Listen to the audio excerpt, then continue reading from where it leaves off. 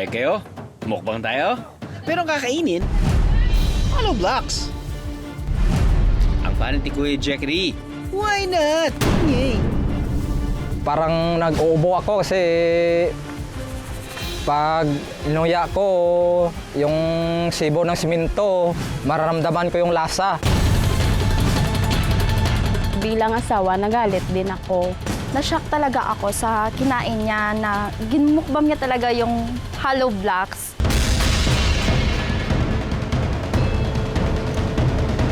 Hirap kumain ng hollow blocks kasi hindi naman kinakain yun ng tao.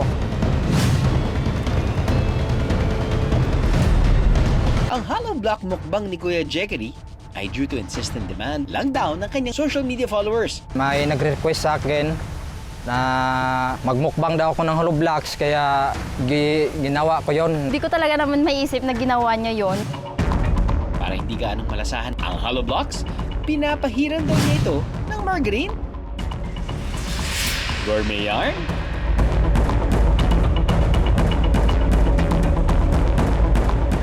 Bye! Dito nang request nyo na magbukbak ang hollow blocks.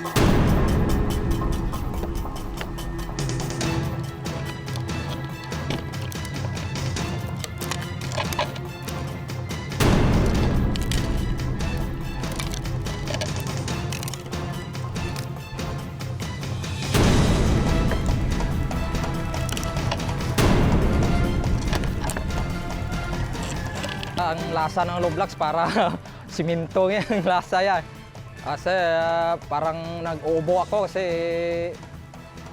pag inuya ko yung sibo ng simento, mararamdaman ko yung lasa. Dahil mabilis kumuya si Kuya Jackery, may mga pagkakataon daw na tila bumabara na ito sa lalamunan niya. Muntik na ako na bulunan ng pagkain ng hollow blocks kasi pag guya ko, hindi mo maiwasan pumasok puso sa Ginaano ko lang na makaabot ako ng mga 3 minutes bago mapatay kong video pero sobrang hirap ko na yon. Kung anong tigas ng hollow block, ganun din daw katigas ang ulo ni Kuya Jackery. Dahil nang unang beses niyang i-shoot ang hollow block mukbang, isinikreto pa raw niya ito sa kanyang misis. Naku po! Ginawa niya yon nung wala ako para daw hindi ko makita na nagmukbang siya ng hollow blocks. Doon ko na lang nakita sa video ya. Kaya pag uwi ko ng bahay, nagalit ako. Pinagalitan ko, ba't ginawa niya yon? Ang sakit ng ulo ni Ate Madeline. Nagsimula raw noong maisip ni Kuya Jackery ang mga kakaibang mukbang. Dahil bukod sa hollow blocks, kung ano-ano pa raw ang mga kinain niya. Na hindi naman dapat kinakain talaga. Kung karamihan sa atin, takot masipit ang alimango. Si Kuya Jackery, hindi lang hinahawakan, kinakain pa ito ng buhay. Kumani lang naman ito ng mahigit 11 million views. Dahil pumatok online, itinuloy-tuloy pa raw niya ang mga kakaibang food trip. Ang pinakamahirap ko na ginawa yung sa sabon. Sobrang hirap nun. Alam naman daw ni Kuya Jackery ang peligro sa mga ginagawa niyang online content. Yung pagkain ko ng hollow blocks, siguro hindi yun ligtas kasi simento yun eh. Alam ko naman na simento yan kasi araw-araw yun ang hinawakan ko. Pero wala raw basagan ng trip. Dahil ang pagkain ng hollow blocks, ginagawa raw ni Kuya Jackery para masuportahan ang pangangailangan ng kanyang pamilya. Bilang haligi ng tahanan, kulang daw kasi ang sinasahod niya bilang isang karpintero. Umpisa ako nagko-content creator ako. Mga 2 months nagsasahod na ako ng 8K pataas. Tsaka malaking tulong na yan kasi pareho nga wala pa akong trabaho na kapintero kasi ang trabaho namin hindi araw-araw. Pag may tumawag na sa amin, yan, may trabaho kami. Pero kung wala din. Kaya kahit na delikado, inilaban ni Kuya Jackery ang kanyang out of this world mukbang. Pero ano nga bang posibleng maging epekto nito sa kanyang kalusugan? Siyempre, once kasi na nginuya niya ito, matigas yung bagay. Magkakaroon talaga ng problema dun sa kanyang gilagid, dun sa kanyang ngipin, pwede din ito mabali. At once kasi nagkaroon ng accident at naubo siya, pwede niya ito ma-ingest, lalo na pumasok dun sa kanyang lalamunan at pwede kasi itong pumunta dun sa kanyang digestive tract or siyempre nakakatakot dyan, pwede pumunta siya mismo dun sa kanyang respiratory tract na pwede niya itong ikamatay. kahit na inilagay niya sa kapahamakan ang kanyang kalusugan. Duda pa rin ang ibang followers ni Kuya Jackery kung talagang nilulunok niya ang hollow blocks. Ang kanyang kasagutan, babasagin na mamaya. Kailan ba naimbento ang hollow blocks? Baka 1980. 2024.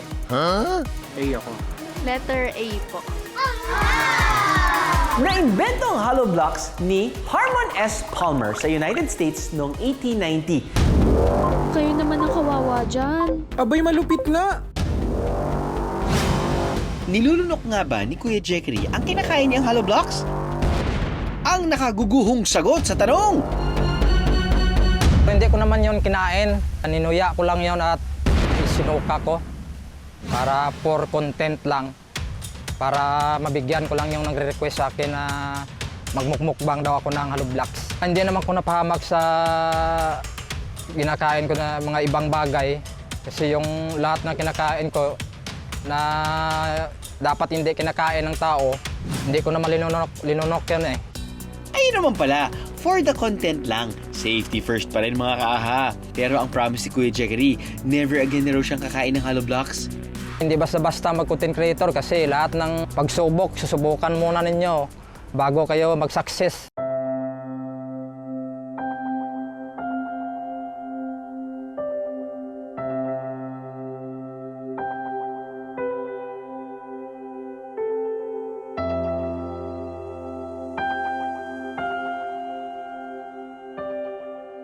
Hindi basta-basta mag-content creator kaya sa gustong balak dyan mag-content creator, mag-isip muna kayo kasi sobrang hirap kasi. Pinakita ko lang sa kanila na kaya ko yung ginagawa ko pero hindi nila alam na sobrang hirap. Hay! Sa hirap ng buhay, hindi talaga maiiwasan ng iba sa atin na ikangay kumapit na sa patalim. Pero tandaan, ang halaga ng buhay, hindi mapapantayan o matutumbasan ng likes at pansamantalang kasikatan. Aha!